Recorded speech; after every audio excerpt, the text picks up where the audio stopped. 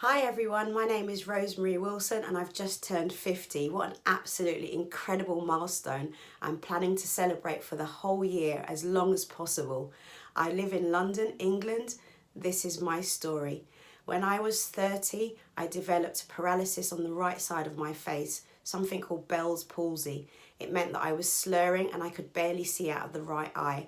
I was absolutely devastated. I was young, vibrant, and I just didn't understand what was happening. I recovered from it. However, a few years later, I developed paralysis in my right hand and the lower part of my body became weakened. The right hand side, I developed a limp. I went to see a neurologist and they put together some tests for me. They took some spinal fluid.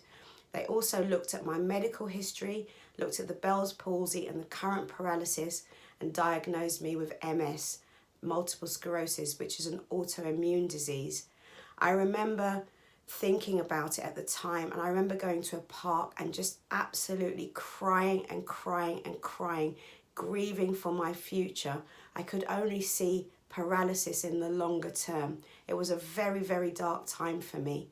I chose after a while to come out of that dark space by thinking, what is in my control? I could either live in fear or I could choose to see what I could do to help myself and help my health. So I chose to look at stressful situations in a different way. I changed my nutrition and I started exercising religiously, and that became my mantra. I'm now 17 years later and relatively very well and paralysis free. I'd love to share more of my story with you at HerStory. Thank you.